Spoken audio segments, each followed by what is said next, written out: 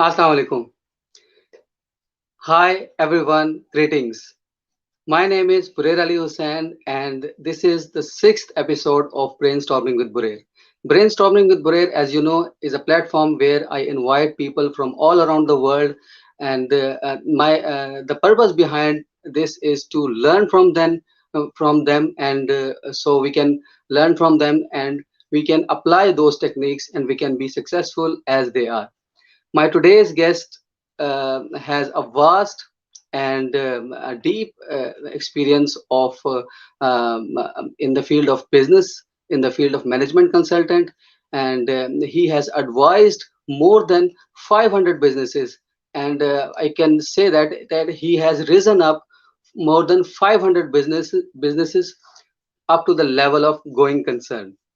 So you may be thinking that this my channel is different, and usually I talk about law of attraction, mind sciences, and NLP, fourth dimension, Silva, and these kind of things. And a businessman, what is the relationship with that? So let me tell you that there is a deep connection with a mindset, having a mindset, and having a business. Because when you start a business, when you plan to have a business, when you plan to do something in your life, you should have a clear mindset. And without having a mindset, you cannot succeed. So without any further ado, I invite Mr. Marco Robert.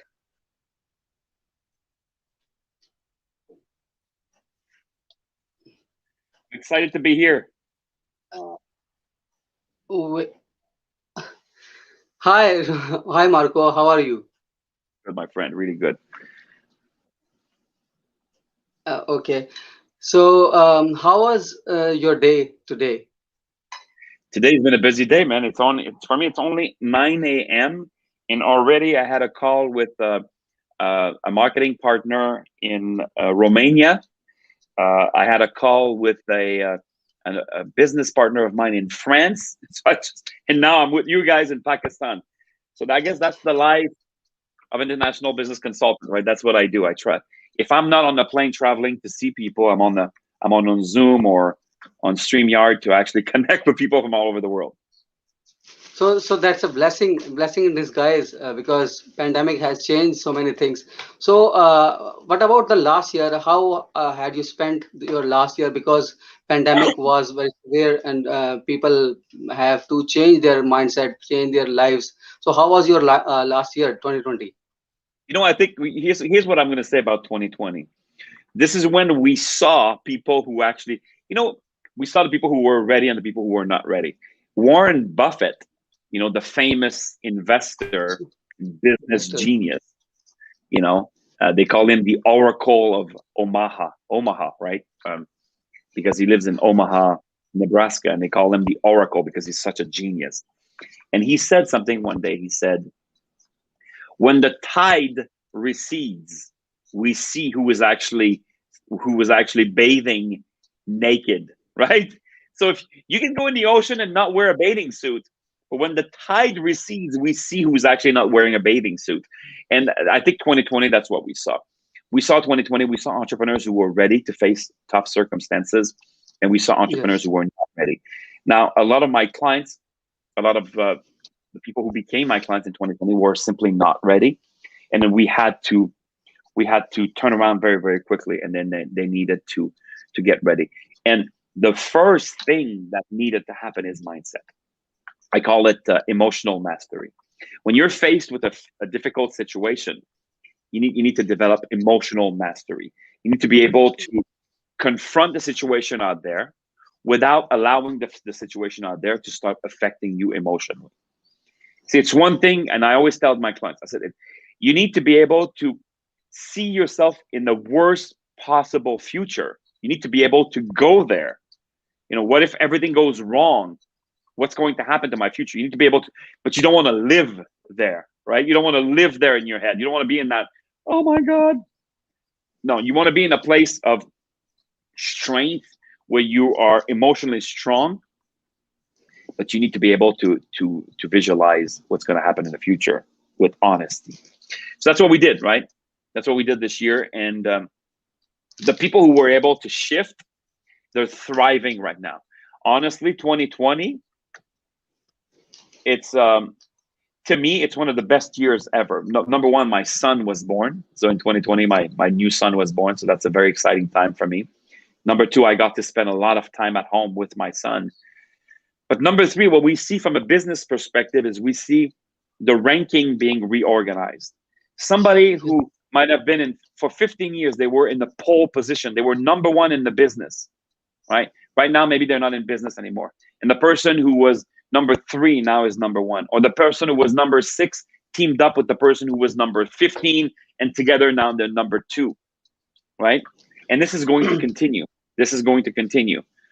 This is the best time for me, because this is what I do. I help people see the world. I help people develop themselves. I don't know if you've heard me talk about this before, but I have this concept called the outlier entrepreneur. And the outlier entrepreneur is the kind of person who can actually make a business successful. If you try to run a business and you're just like any other normal, average, ordinary person out there, especially in hard times like right now, it's almost going to be impossible. So the fact that somebody owns a business is not enough for somebody to become successful. So being a business owner is not going to make you successful. You want to become successful, you need to develop a certain profile. And a lot of people don't understand that. It freaks me out how so many people don't understand that. And I'm going to be very honest with your audience. I'm going to tell you one thing. If you've been in business for at least a year, at least 1 year, so you've been in business for a year, 2 years, 3 years, 4 years, 5 years, 10 years, and you don't make at least the equivalent of $100,000 American. Now, that doesn't mean that you need to make 100,000, or, that would be about 1.5 million. No, it's more than that. That would be 15 million rupees. You don't need to be making 15 million rupees. But what I'm saying is that what $100,000 buys you in America, how much is that? I don't know. Maybe it's 1 million rupee. Maybe it's 20 million. I don't know exactly how it is. But if you don't already make that in your business, the problem is not the business. You are the problem. You understand? If you don't make, like, the base, $100,000 a year is just like, it's the first step. You can live with your business. You can actually live. I make 100,000. I'm not rich. I'm not poor, but I'm able to live a decent life. Whatever that line is in Pakistan. Okay, maybe it's 1 million, maybe it's 2 million, maybe it's 600,000. I don't know exactly how much it is. Okay, but if you haven't reached that line where you can live comfortably with your business, you're the problem. You're the problem. So before you start looking for a solution outside of you, you need to look at yourself in the mirror and say, I am the problem. And if you cannot say that, I can't help you. Okay. Now, if you can say that, if you say, what, I'm the problem. Okay. Now we can help you. Now we can roll up the sleeves and I can really, really help you. And this is what I'm going to teach you. I'm going to teach you that, number one, you need to develop emotional mastery. You need to stop allowing little things of life to come in your head and disrupt your ability to be productive. Number one. Okay. Number two, you need to develop what I call physical mastery. You need to have more energy. You need to have more energy than an average person. If you don't have more energy than an average person, you're an average person. So if every morning you wake up and you cannot talk to anybody until you had 3 coffees, you're not going to become massively successful. It's going to be very hard. Okay. If every night before you go to bed, you need to take a sedative, some sort of a medication, you're not going to be very successful. Okay. You need to master your own energy. What does that mean? That means eating good food, digesting good food, eliminating properly, right? Getting rid of toxins in your body, eliminating, exercising so that you can eliminate. Okay. It means to supplement your food, because the food itself usually does not have enough nutrients anymore. So you need to supplement your food. You need to exercise. You need to be flexible. You need to be strong. Now, if you're 20 years old, forget about what I just said, okay? You can eat whatever you want, and because you're still strong. But by the time you're 30, 35, 40 years old, for sure, you need to start looking into your physical mastery. Okay, so that's number two. Number three, you need to look into who you are. You need to understand who you are. And I'm going to tell you something. Most people are convinced they know who they are, right? They say, this is who I am. The reality is that who they really are is this. It's completely, completely different, right? Most people think they are an orange, but they're actually a banana, right? And if you try to live the life of an orange when you were born to be a banana, nothing's going to work, right? So you need to discover your own strengths, your own weaknesses, and you need to be willing to play a life within your own strengths. Just because you were born in Pakistan or in Bangladesh or in India or in America or in Canada like me, does not mean that you need to be like all the other Pakistanis or Canadians for the rest of your life. See, I'm very, very different today than the person I grew up to be. Because, see, when you're young, you have to belong. When you're 5 years old, 6 years old, 7 years old, you have to belong. If you don't know, if you do not belong, your tribe is going to push you out. And if you're 6 years old and your tribe or your family pushes you out, how are you going to survive? You can't survive. So we have a mechanism in our brain that says, when I'm young, I have to belong. That's good. But usually around the age of 24, 25 years old, there's a new mechanism that develops in the frontal lobe of your brain right here. It's the last part of the human body to develop right here. And that frontal lobe, or sometimes the scientists call it the executive center, is an ability for you to discern, an ability for you to see who you are, an ability to step outside of yourself and see yourself for what you are. And at that moment, you need to decide. Just because I grew up in Karachi doesn't mean I have to be like everybody else in Karachi. I could be like somebody else in Canada, or I can think like somebody in America, and I can be like a French person. Okay, after the age of 25, you get to sit down with yourself and understand who you really are. There is a force emanating from you. There is a natural force emanating from you, and yours is very different than mine, right? And yours is very different than your neighbors, and yours is very different than your parents. Okay, so you need to recognize that. You need to understand it. You need to seek it. So you need to understand what are your strengths in life, and then you need to play a game that was designed for you. So how do we do that, right? People always say, well, Marco, how do we do that? Well, there's a lot of tools out there called psychometric analyses. There are tools that help us understand what our strengths are. Things like, you might have heard of Myers-Briggs, right? Or there's one that called 16 personality. Personality test. 16 personality test. Yes. Yeah. And then they help you understand who you are, what your strengths are.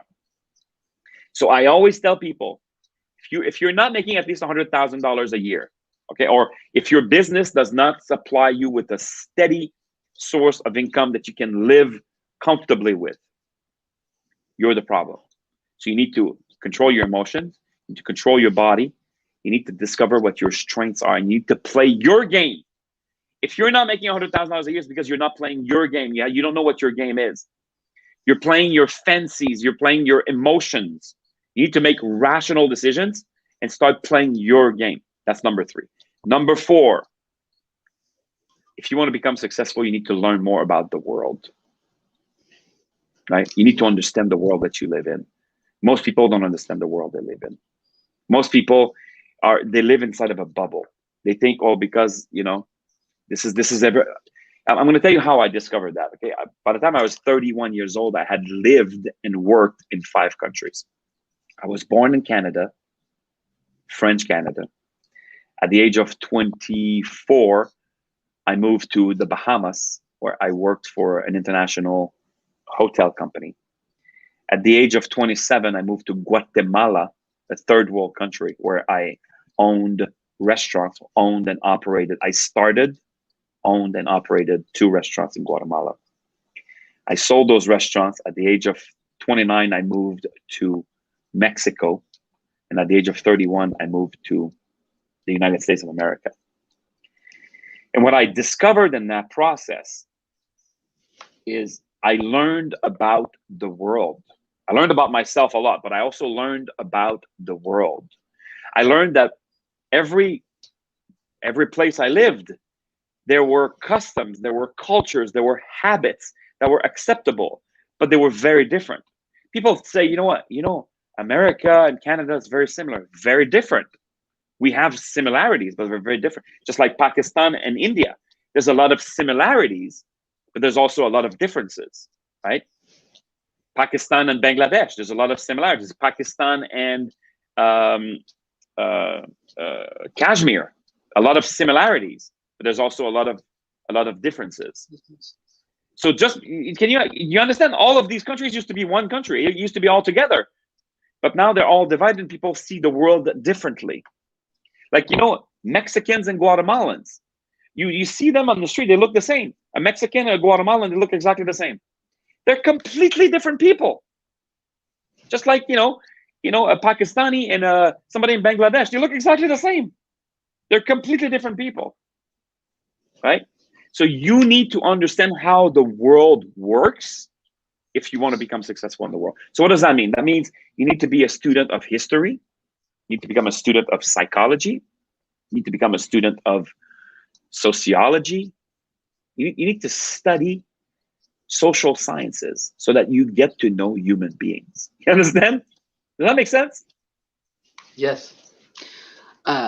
Thank you. That's a lot of content and that's a lot of information. Loads of information, and I can access that. So you talk about entrepreneurship and you talk about business. So I think that in third world countries, or in the countries like Pakistan, people do not understand what entrepreneurship is, because we have seen, just as you said, that there is a surge in the entrepreneur market, and those who have been on the 20 in the list of 20, at 20 stage, or more than that, on Forbes list, they are now on the they are leading the market because they are the entrepreneurs. They want to solve problems.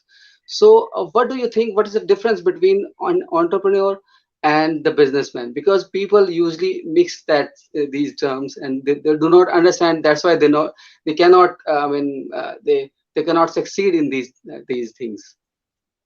Yeah, the difference is very simple. The difference is actually in the definition of the word entrepreneur.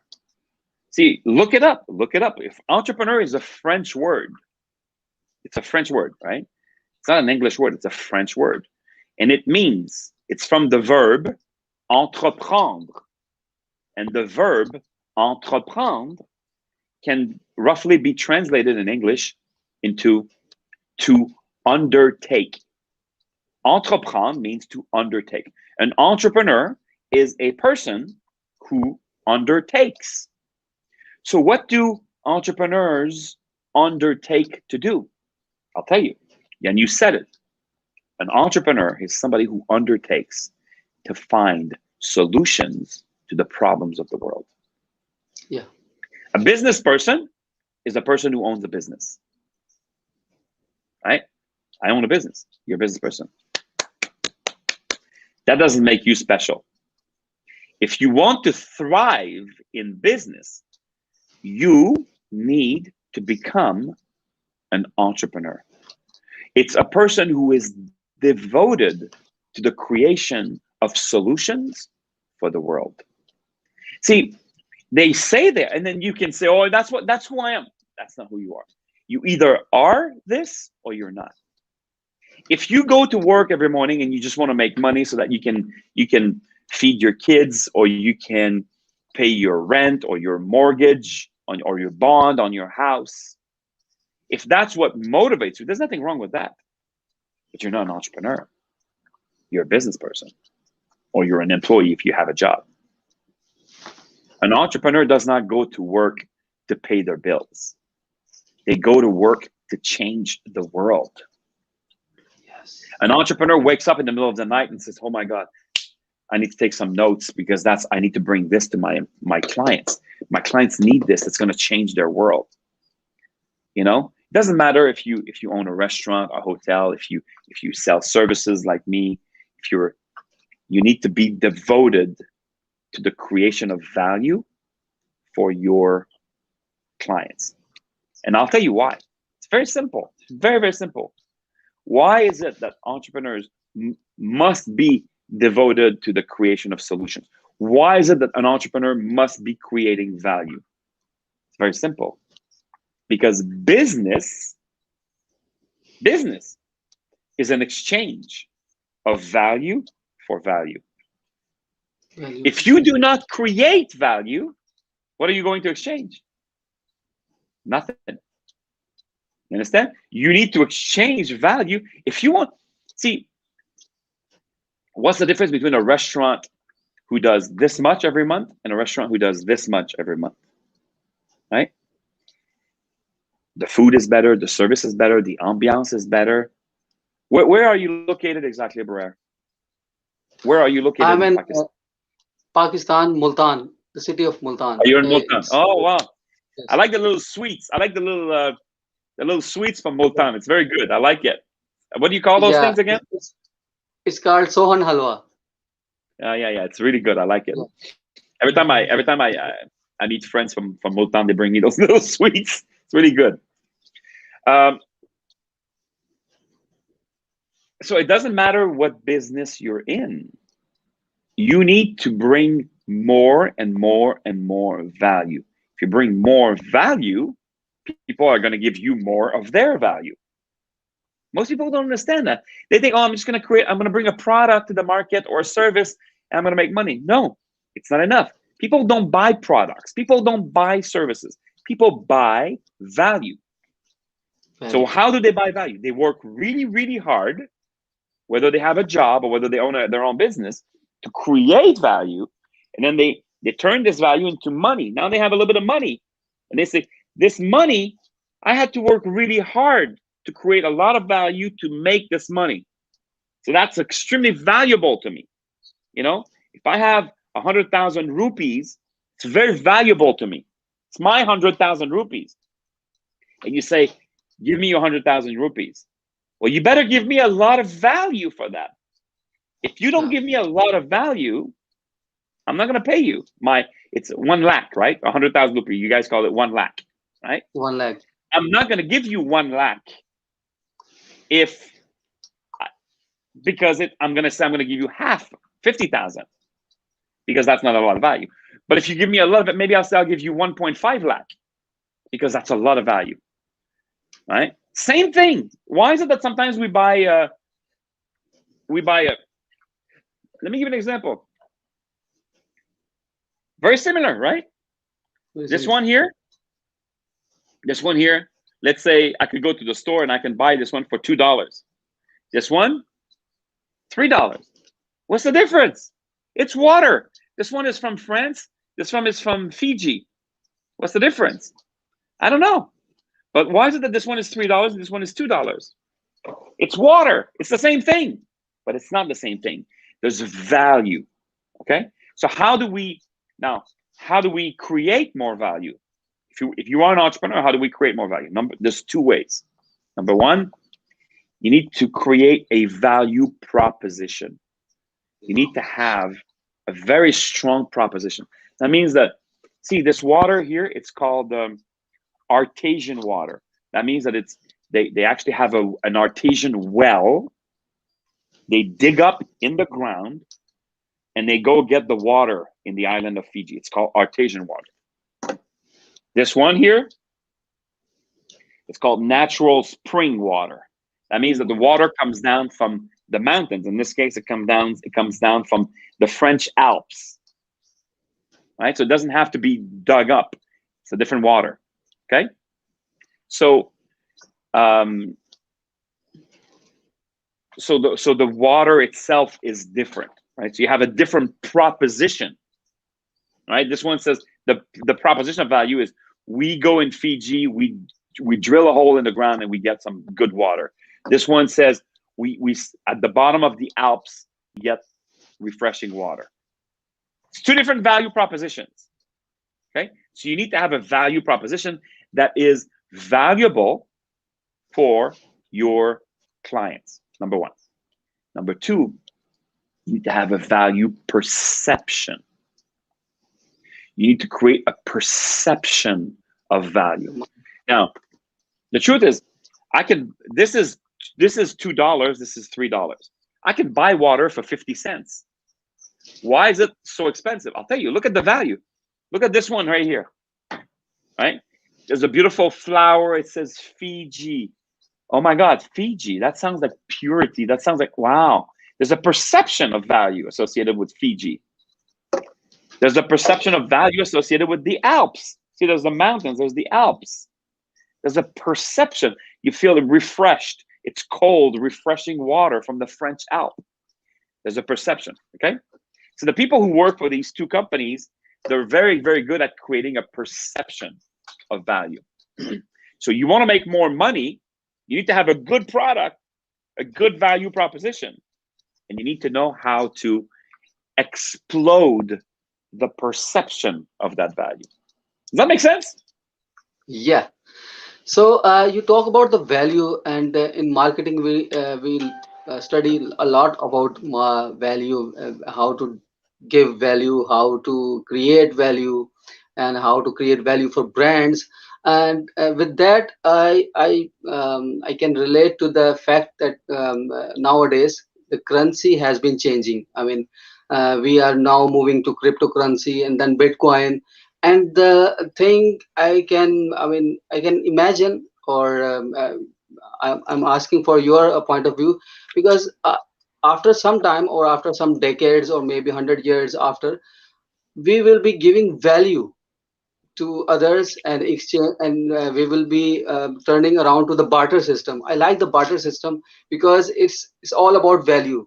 I mean, you have one thing and I have one thing, and I say that I need this thing, and you say okay, you need this thing, I need this thing. We can exchange with that. And in modern days we call it value, and in old days that was called as barter system. So how do you say that? And after Bitcoin and all those stuff, uh, is there anything that will come up as a barter system, or kind of anything like that? That's a really good question, my friend. That is a very, very good question. Because most people don't understand we still live in a barter system. Business is barter. See, let me just explain something to you. You understand there's no line between Pakistan and Bangladesh. There's no line between Pakistan and Kashmir. There's no line between Pakistan and India. All those things are made up concepts, right? Yeah. It's a made up, it's a story that we believe. Somebody created that story, said, oh, I don't know. In the case of, Pakistan and England and India, it's the British people who decided, oh, huh? I took a pen here, let's throw the law. And they drew a line on the map and they said, if you're Urdu, we need you to live in the north if you want to do that. If you're not, maybe you should stay here, but there's a line. It's all made up. It's not true. People believe it, but it's not true. It's the same thing with with currencies. They're all stories, right? So we create these stories and we lie to ourselves. We put some politicians in place who try to create more stories and they enforce these things. But the truth is this: there's a truth in life, okay? And human beings, in order for human beings to grow, to thrive, to expand, to exist, in order for us to exist, we need to exchange. If I cannot exchange what I create, my value, with your value, we all die. Because I don't know about you, but I can't fish. Okay? Maybe I can figure it out, but if I'm fishing, I'm not going to have time to build a house for myself at the same time. And if I'm fishing and trying to build a house for myself, I'm not going to be able to raise goats so I can have cheese and milk. Okay? And if I'm able to do that, I'm not going to be able to raise the crops to feed my goats also at the same time. At some point, I don't have enough, there's not enough hours in a day for me to do all of these things. So we need to team up. Human beings need to team up, right? So you raise goats, you give me cheese, you give me milk, you give me goat meat. I go fish, I go fishing, I give you some fish. We take some of your fish, some of my fish, some of your milk. We buy a house. The guy builds houses. We collaborate. Scientists are saying that this concept is so important for human beings that it is actually encoded in our DNA. It's part of who we are. So bartering is part of who we are. Today they say, well, okay, hold on a second. Whoa. If you barter this for this, you have to give the government this. You're like, what? Where do I get this? Well, you have to buy this from this guy. Oh, okay. Where do I get this? And you go to this guy, you say, I want to buy this so I can give some to government. Well, I need this. You're like, well, I don't know this. I don't have this. Okay? So it gets very complicated. So the government's, no worry. We're going to use this to pay. This is how we're going to pay. You need this. So this is going to become the mean of exchange. We're going to call this, in this country, this is going to be called rupees. In that country, it's going to be called dollars. You're like, dude, this is really, really messed up. It's complicated, right? But people come up with stories, and they want us to believe those stories. They're all made up. It's made up. What's true? There's only one truth here, is that we need to exchange. Okay? And then if the governments start to play and mingle in our ability to exchange, the whole world collapses. That's the reality. Okay? So I like to bring it back to the basic when I talk to my clients. I say, your job is to create massive, massive value so that you can exchange it for more value. That's your number one job. Okay? Now, if governments will come and try to take some of that away from you, well, people will try to manipulate the market. People will try to say, if I give you one of this, I want you to give me 3 of these. That's okay. We can deal with that. But the first thing that must happen, you need to become a producer of value. If you can't produce value, you will die. It was the same thing last month. It was the same thing 50 years ago. It was the same thing 1,000 years ago. It was the same thing 10,000 years ago. And I'm going to tell you something. 100 years from now, it's going to be the exact same thing. Okay? People can tell you all sorts of different stories. But if I cannot create value and exchange my value for more value, I die, you die, humanity dies. It's that simple, my friend. That's simple. So beautifully answered. But the thing is, while we struggle for giving value, while we struggle for creating a massive amount of value, we go to the stress. I mean, the stress levels become so high, and sometimes people go for suicidal, and sometimes they collapse. So how do you face that stress, and how do you beat that stress, and how can someone who is not aware of these things, I mean, we are talking, we are blessed that we have internet and we have all those things, but someone who don't have these kind of things, we are talking about third world countries where people don't have the basic necessities and they're living under the poverty line. but how they can, I mean, deal the stress. I mean, stress levels are I feel that that is the basic thing, and if someone cope up with that, they can succeed, they can succeed at any level. So how do Yeah, you face the stress? that's a very good question. You're asking really good questions. So I'm going to tell you. I'm going to tell you by telling you a fable, a Chinese fable. And they say, life is like a horse-drawn carriage. A horse-drawn carriage. In life, you can be, imagine a horse-drawn carriage. And the horse is the emotion. It's what propels us forward. Oh my God. The more excited you are, the more emotional you are, the more you can propel yourself forward. But if you allow the horse, the emotions, to guide your life or to guide where the carriage goes, the carriage is going to crash because the horse just wants to run. So you need a driver sitting in the seat, holding the reins and controlling the horse. That is your rational mind. You need to have a rational mind, and you need to make rational decisions based on facts, not based on emotions.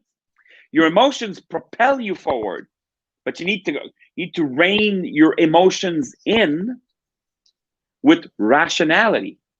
You need to be rational. A lot of people are not rational. Sorry for interruption. How do you understand, how one can understand that this is my rational decision and this is my emotional decision? I mean, people cannot differentiate with that. What is rational and what is emotional?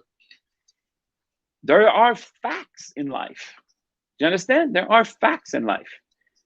You need to accept the facts of life. Let me give you an example. I'm 51 years old. I'm 5'10". I'm a little bit overweight. So I'm not going to play basketball for the NBA, the National Basketball Association. You understand? Because I'm not the right person. This is not my fault. It's not my fault. It's just a fact. You understand? Now, Michael Jordan, he's a black guy. Usually black guys are a lot more strong. They have more muscles than white people, or at least they have more muscles than Chinese people, usually, right? So, and he's very tall. He's very athletic. So he's got an unfair advantage over me playing basketball. So what if I said, well, I want to play basketball, I want to play basketball, I want to play basketball, I want to play basketball. And I'm very emotional about that. I can play basketball, but I'm never going to win in life. Right? Now, what I have, my unfair advantage that Michael Jordan probably doesn't have, is I'm 51 years old. I have a lot of years of experience in business. I'm a very smart person. I'm a very discerning person. I'm a very learned person.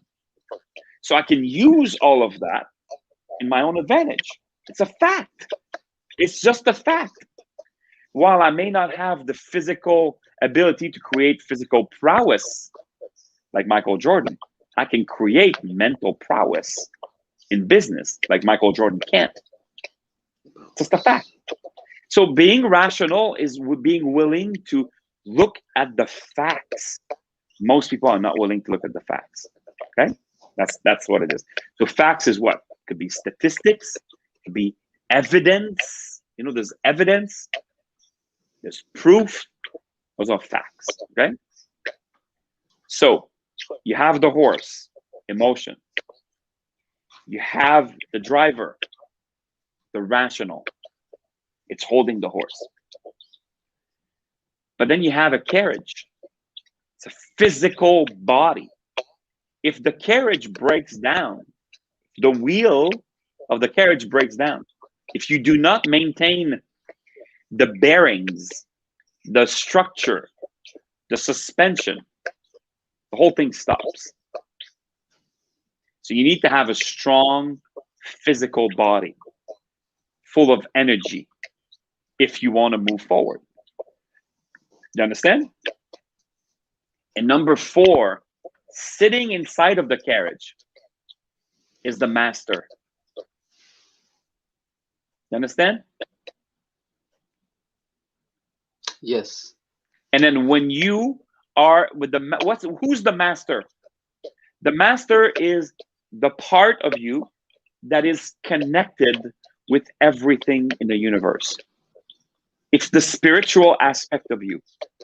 It's the aspect of you, and depending on how religious you are or religious you're not, or your beliefs, we pretty much all human beings believe that there is an aspect of us that is connected with something greater. You need to allow that force to guide the driver, and you need to allow the driver to rein in the horse. When you live your life like that, there's nothing stopping you, my friend. There's nothing stopping. I hope it answers the question. Does it answer your question? Yes. It's great. It's a great session. So So we have what a do you question think here. about? Somebody, Ali wanted to know if, Marco, have you ever Yeah. been on a radio artist? He said, no. I mean, actually, you know what? Actually, yes. I forgot about that. When I was in high school, I used to be on the radio every week. That's a long time ago. That's like 35 years ago. Because your voice has I mean good bass volume, and I mean it's good to hear. So Yeah, thank you. what do you think about mind sciences? I mean, you may have heard about the law of attraction recently. It got attention of so many people, and there are other things as well, like NLP, like there are so many things happening, meditation. So what do you think these things help in setting up a business or running a business or not, and how they help a person who is running a business? It is huge. Huge. Okay? It's the foundation of everything. Now, people talk about the law of attraction, and sometimes some people have made a really bad reputation for the law of attraction because they say, oh, I read the book and I did not make $1 million. Well, the reality is this. The law of attraction is not just this, it's not that. The law of attraction is an explanation of something that happens in your head. It's there's a physical reaction that's happening inside of your head. It's called the reticular activating system, RAS. And the RAS is part of the limbic system in your brain. There's a clicking sound, by the way. I don't know if it's on me or if it's you. Can you hear the clicking, click, click? No, it's not. I think I should have. Okay, I don't know. It's gone now. But there was a clicking sound. It's gone now. Okay. So the law of attraction is something that happens inside of your brain. It's called the reticular activating system. The reticular activating system is this: is human beings are always constantly looking out for things that are dangerous. You know, you see a tiger, you're like, whoa, right? You know, you might have heard of the term your flight or fight system. When I see a tiger, something happens inside of my body. I have to decide, am I going to fight or am I going to flight? I'm going to, you know? So it's called the flight. Well, it's all part of your reticular activating system. Well, most of the time in life, we are like this. We're like zombies, you know? We operate on the zombie mode. We're like, we don't think too much, right? If you drive your car and you always, you know, you always go to work, and every morning you go to work and you turn right. You go to work, you turn right. You go to work, you turn right. On Sunday, you want to go see your friend, and you get to the intersection and you're supposed to turn left, but you're so used to turning right, you know, that you get there, you're not thinking, and you're like, oh, you turn, you say, I was supposed to go left.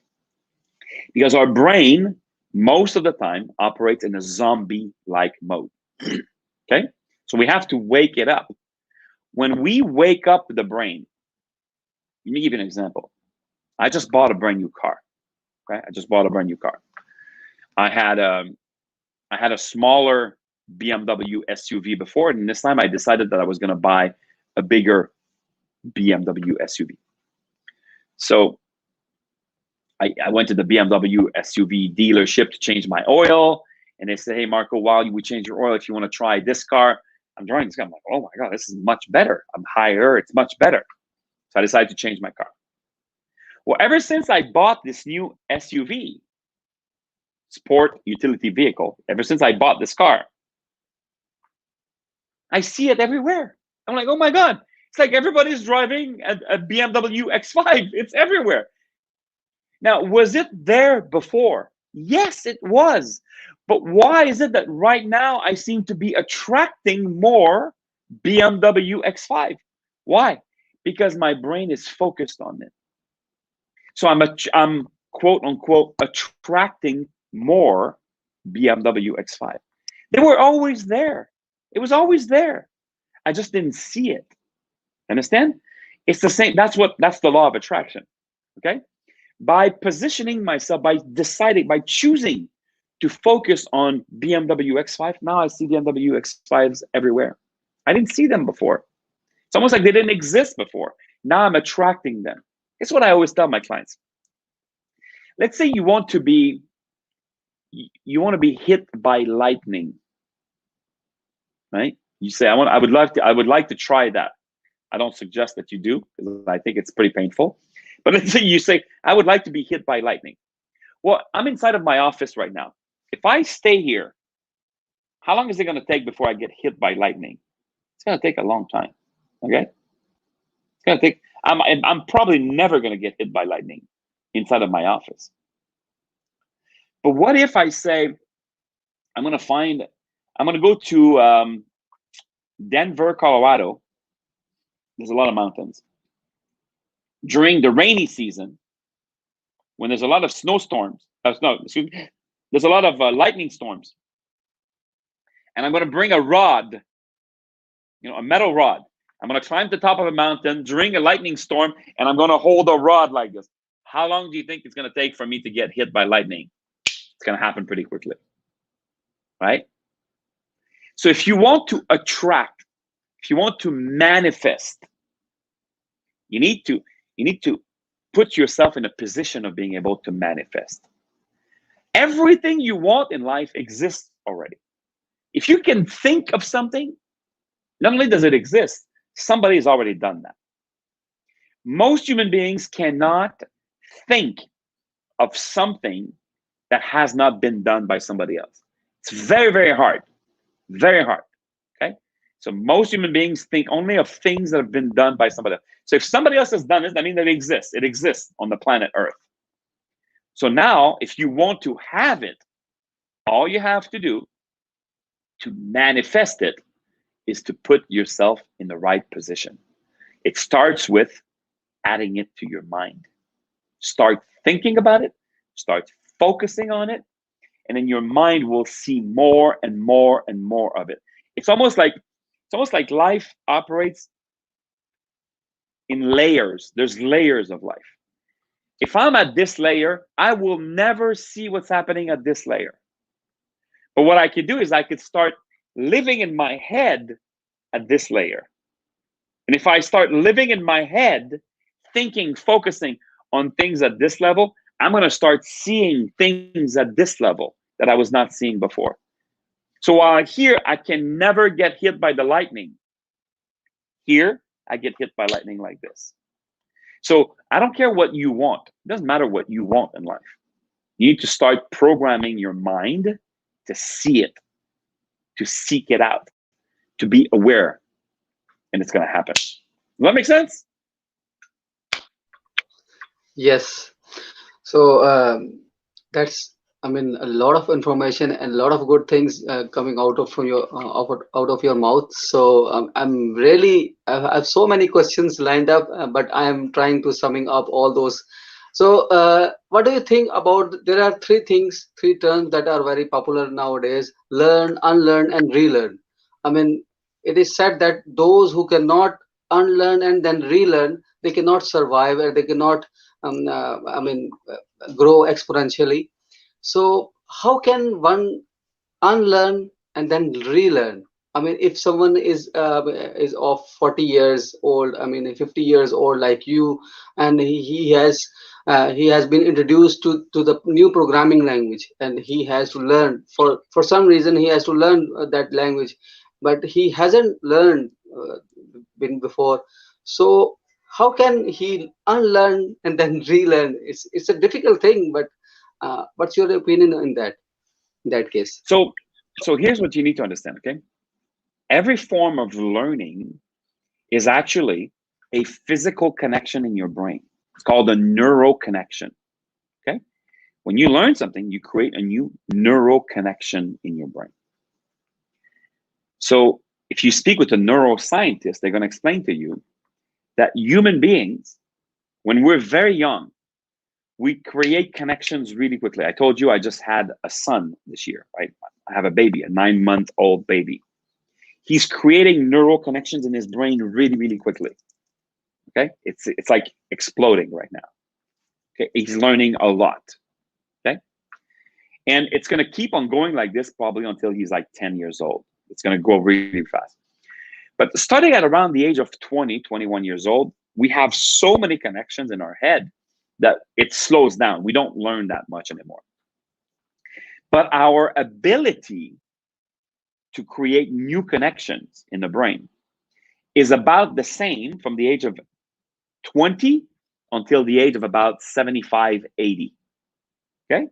So your ability to remold, reshape your brain is the same from the age of about 20 to the age of about 75, 80.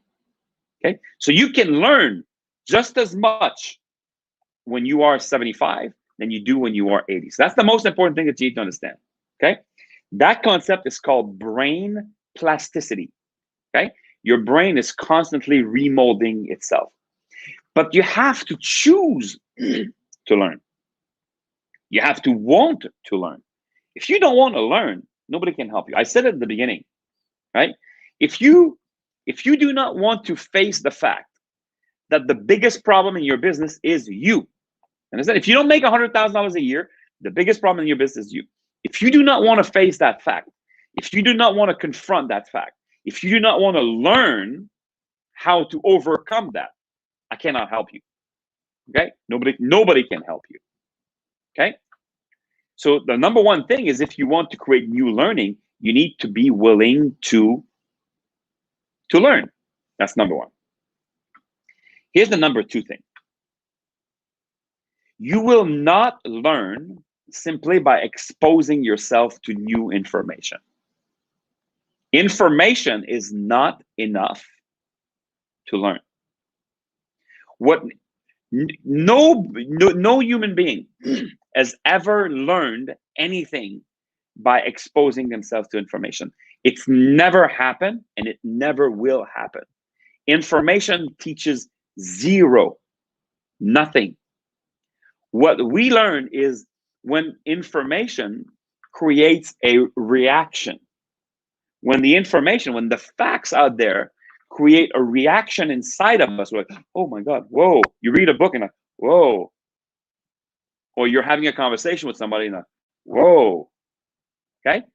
When information creates an emotional, or sometimes even a physical reaction, what happens is your neurons spark. And now you create a new physical neural association. You have just learned something. If you read a book and you'll just read a book like this,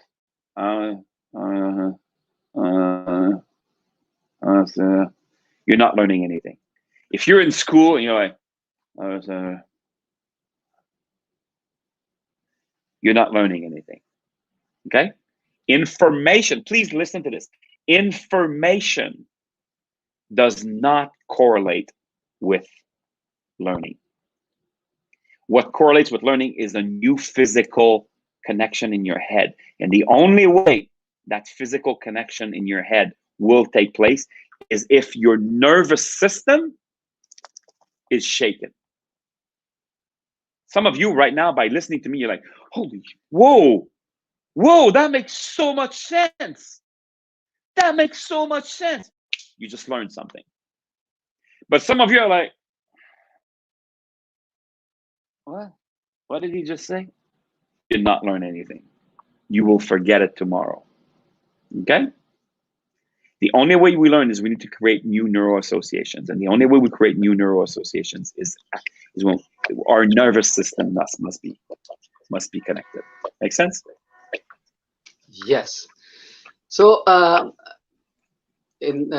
at start you talked about emotional intelligence, or there is a new thing that previously people talk about IQ, and now they have turned into the EQ. I mean, the EQ is very important. So if someone want to build an EQ, I mean, it's also called that energy in motion. Emotions are energy in motions. So I mean, there are certain things related to that.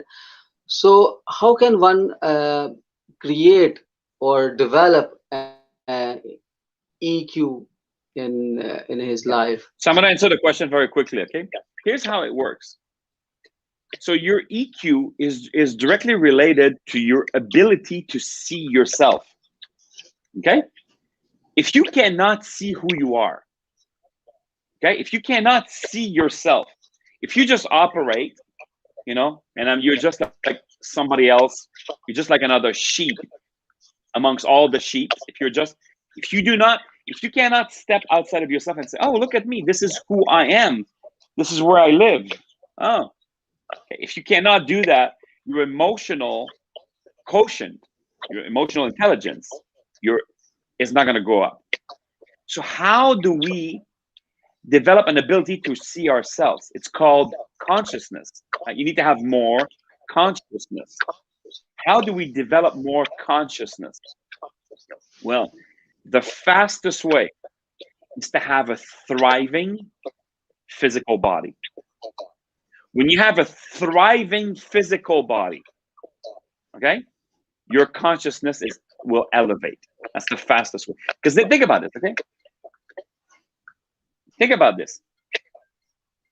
If you're sick with a cold, sitting in your bed, and you're shaking, how much consciousness do you have? Very little. But let's say, you know, you just run a marathon and you just finished running the marathon. It's almost like you encompass the entire world. You can feel everything about the world. So the more physical you are, that's the first step, okay? Now, for other people, depending if you're a right brain person or a left brain person, there's certain activities that you can do that will actually boost your ability to be more aware. For me, I'm a very right brain person. So I'm a very creative person. So when I create, the act of creation for me is an act of awareness. Okay, I become more and more aware. I honestly, it's almost like I'm downloading information from the infinite energy of the world when I'm creating, right? So if I put myself in a position where I'm writing a book, like it's not even me writing the book anymore. It's just like I transcend energy from the infinite knowledge of the world when I'm writing a book. That makes sense? And that gives me so much awareness. For somebody else, it might be different. But that is only possible if I live inside of a thriving, healthy body, right? That's why I drink a lot of this water. It's expensive water. I drink a lot of water, okay? Because it helps energize my body. It helps eliminate toxins from my body. Okay, I drink a lot of water, and I do a lot of different things. I take a lot of supplements, and I eat good food, so that I can constantly have a thriving body, so that I can have a thriving mind. Make sense? So at last, two quick questions. Suggest some books, I mean, including your book as well, and the message to the new people who want to start their business, who want to be an entrepreneur. These two questions, the last. Yeah. So I'm working on a couple books right now. They're not out yet. You know, there's so many books, and it's hard for me to. I'm a big reader. I always say, if you want to become a leader in life, you need to be a reader. That's another way to expand your mind, to see more by reading. So I love reading. I've been a reader since my 20s. I read a lot. This is a really good book I'm reading. This is what I'm reading. This is one of the books I'm reading right now. It's called Stealing Fire. It's about developing a state of flow. It's a really good book. It's hard for me to give a list of books because depending on where you are in your journey, you're going to be looking for different books. But I'm going to tell you something. A book that really made a big difference for me early on in my life is something. It's called The Magic of Thinking Big. The Magic of Thinking Big. That's by an author named Dr. David Schwartz. Very important book. The Magic of Believing. Very important book for me.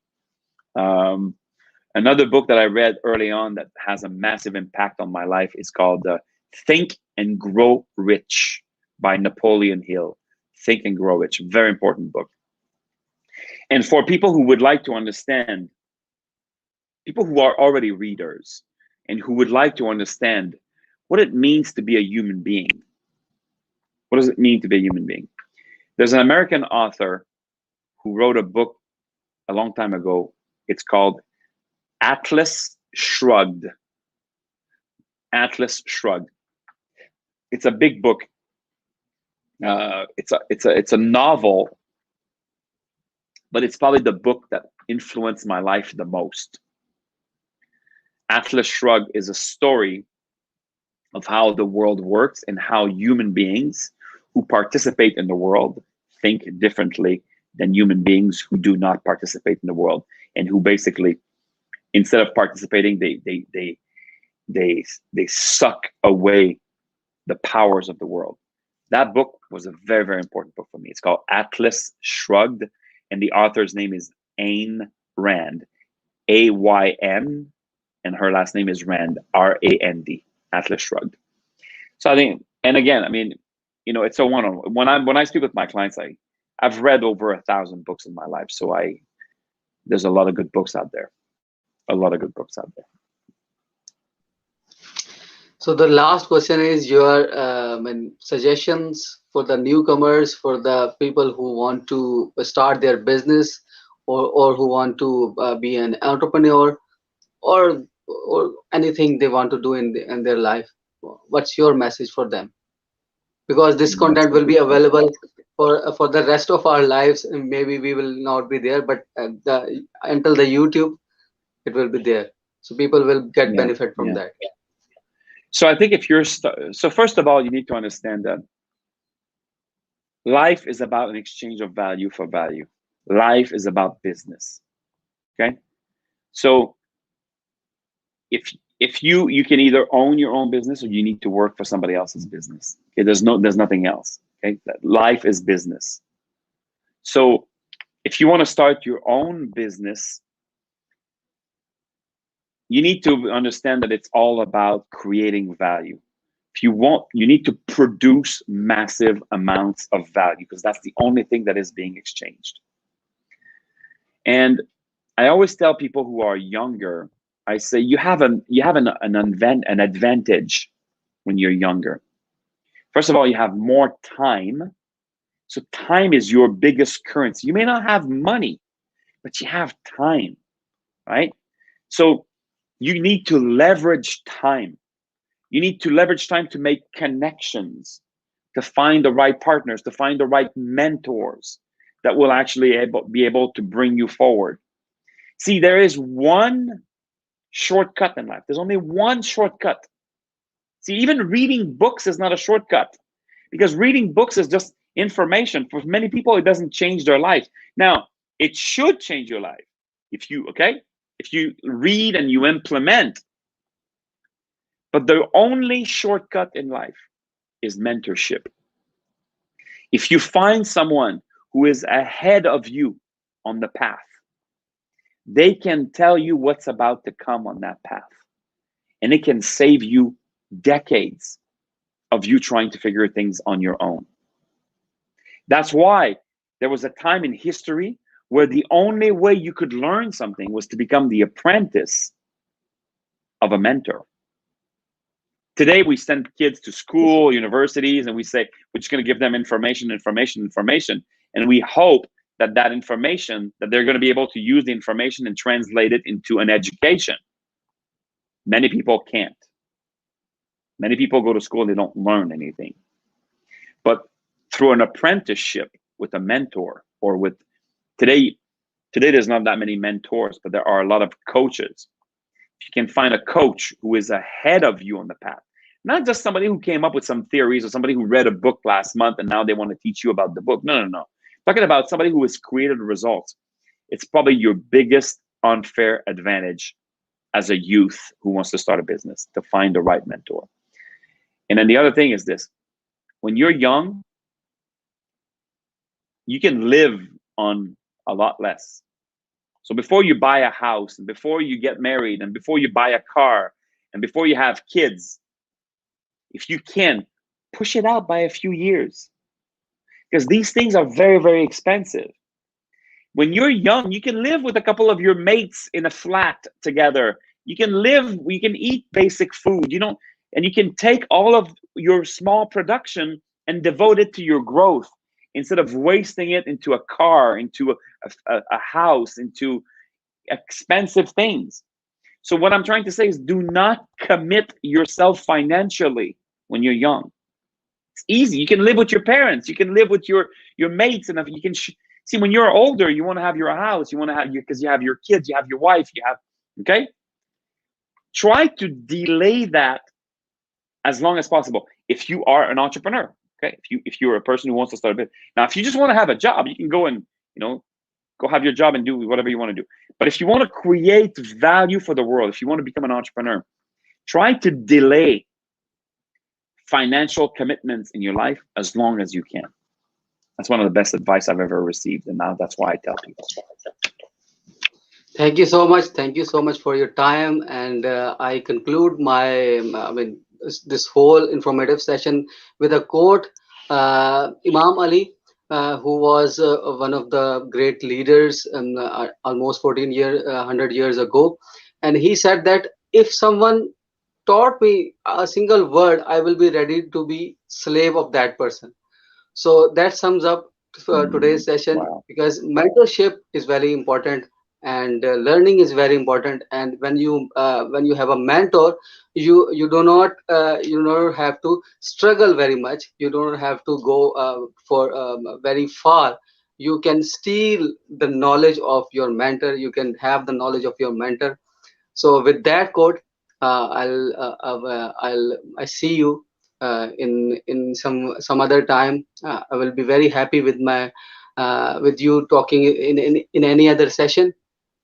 So until the next good video, good session, I say bye to my audience. Allah Hafiz. Bye. Goodbye. Well, thank you so much for having me. Bye-bye.